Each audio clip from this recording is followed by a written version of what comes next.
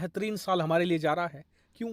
क्योंकि इस साल से हमने ऑफिशियल तौर पर शुरुआत कर दी है एक बड़ी सैन्य महाशक्ति बनने की। उदाहरण के लिए इस साल की शुरुआत ही हमने बहुत धमाकेदार करी। फिलीपींस को ब्रह्मोस मिसाइल बेचकर चीन के सर पर साक्षात काल बैठा दिया। इसके बाद आज ही खबर आई है कि भारत ने मलेशिया के साथ तेजस लड़ाकू विमानों की डील भी डन कर दी है। इतना ही नहीं, अरब देशों को हमने एम्यूनेशन जैसे और राइफल जैसे हथियार बेचना भी शुरू कर दिया है। इतना ही नहीं, इजिप्ट अब भारत का प्राइम टारगेट बन चुका है।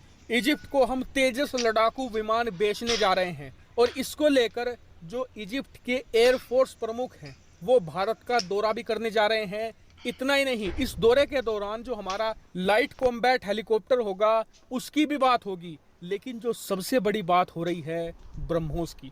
बहुत सारे ऐसे सोर्सेज हैं जिनसे खबर निकलकर सामने आ रही है कि इजिप्ट भारत से ब्रह्मोस मिसाइल खरीदने में बहुत इंटरेस्ट दिखा रहा है और कहा यह जा रहा है कि अगर इजिप्ट ऐसे ही इंटरेस्ट दिखाता रहा तो भारत भी इसे बेचने से पीछे नहीं हटने वाला। इसके अलावा यह भी कहा जा रहा है कि इजिप्ट के सेना प्रमुख अब जब भारत आ रहे हैं तो उस दौरान ब्रह्मोस मिसाइल को लेकर बातचीत हो सकती है।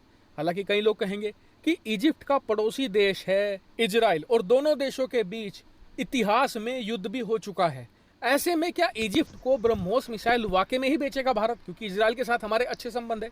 तो आपको बता दूं कि इजिप्ट अब भारत के लिए सुपर इंपोर्टेंट हो चुका है। वो कैसे? दरअसल भारत इजिप्ट को एक तरीके से अपना बेस बनाना चाहता है जहां से वो पूरे अफ्रीका में हथियार बेचना चाहता है और पूरे अफ्रीका की मार्केट कंट्रोल करना चाहता है। इतना ही नहीं, इजिप्ट का खुद का जो घरेलू हथियार मार्केट है वो बहुत बड़ा है। उदाहरण के लिए जितने भी अरब देश है ना, इनमें सबसे ज्यादा बेहतरीन और सबसे बड़ी सेना मौजूद है इजिप्ट की। इजिप्ट हर साल रूस से अरबों डॉलर के हथियार खरीदता था, लेकिन जब से रूस यूक्रेन युद्ध हुआ है, रूस पर प्रतिबंध लगे हैं, तो इजिप्ट हथियार नहीं खरीद पा रहा था। इसीलिए उसने भारत से संपर्क किया है। तीसरा बड़ा कारण है तुर्की। दरअसल तुर्की और इजिप्ट कट्टर दुश्मन हैं और दोनों देशों के बीच में जल सीमा को लेकर भी विवाद है। ऐसे में भारत इजिप्ट के जरिए तुर्की को काउंटर करना चाहता है और इसके लिए जरूरी यह है कि भारत इजिप्ट को पूरी तरीके से अपनी अम्ब्रेला के अंदर ले ले, अपने पाले में पूरी तरीके से इजिप्ट को ले आए। और इसका सबसे बेहतरीन तरीका यह है कि ज़्यादा से ज़्यादा हथियार बेचो इजिप्ट को, ताकि वो आपका क्लोजेस्ट फ्रेंड बन जाए पूरे अरब वर्ल्ड में। और इसका सबसे बेहतरीन उदाहरण मैं आपको दूं, भारत और रूस। भारत रूस के बीच में ज़्यादा व्यापार नहीं होता, लेकिन दोनों देशों के बीच में जो हथियारों का व्यापार है वो बहुत ज़्यादा है। भारत बहुत सारा हथियार रूस से खरीदता है, इसीलिए दोनों देशों के संबंध पिछले कई सालों से, कई दशकों से बहुत अच्छे रहे हैं। यही फॉर्मूला इजिप्ट पर अपनाया जा रहा है। इसीलिए मैं कह रहा हूँ कि इजिप्ट भारत के लिए हर तरीके से फ़ायदेमंद है और दुनिया के देश यारी दोस्ती से नहीं चलते, फ़ायदे से चलते हैं। और अगर भारत को फ़ायदा दिख रहा है इजिप्ट में, तो भारत ब्रह्मोस क्या, इससे ऊपर की भी मिसाइल बेचने से नहीं हिचकिचाएगा। वहीं बात करें इजराइल के ऑब्जेक्शन की, तो भारत उसे आसानी से काउंटर कर सकता है। पहला ये कि इजराइल और इजिप्ट के संबंध पिछले कुछ सालों में बहुत बेहतर हुए हैं। दोनों देशों के बीच में लगातार बैठकें भी होती हैं। दूसरा कारण ये है कि इजराइल खुद भी ऑब्जेक्शन नहीं उठा पाएगा। क्यों? क्योंकि 2020 से पहले तो इजराइल भारत के सबसे कट्टर दुश्मन चीन को भी हथियार बेचता आया है। इतना ही नहीं, हाल के कुछ सालों में उन्होंने भारत के तमाम पड़ोसी देशों को, यानी कि बांग्लादेश जैसे देश को भी हथियार बेचे हैं।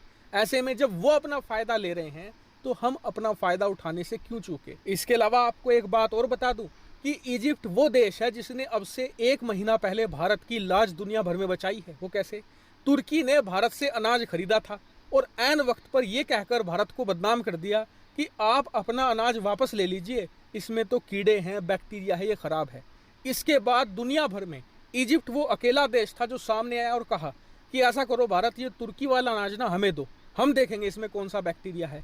उसके बाद इजिप्ट ने ना सिर्फ भारतीय अनाज का टेस्ट किया, बल्कि उसकी रिपोर्ट दुनिया भर में पब्लिश की और कहा कि भारतीय अनाज में कोई खराबी नहीं है। और इस बात का भारत को बहुत बड़ा फायदा मिला है। पहला ये कि जो हमारी इमेज खराब करी थी तुर्की ने, वो दोबारा फिर से सही हो गई। साथ ही भारतीय अनाज की डिमांड भी बढ़ी है और इसी बात से तुर्की और भारत के बीच जो संबंध हैं वो बहुत ज़्यादा मजबूत हो चुके हैं, जिन्हें भारत और मजबूत करेगा। हालांकि फिर भी आपका इस पर क्या मानना है, कमेंट करके जरूर बताएगा। फिलहाल इस वीडियो में इतना ही। Thank you very much for watching video.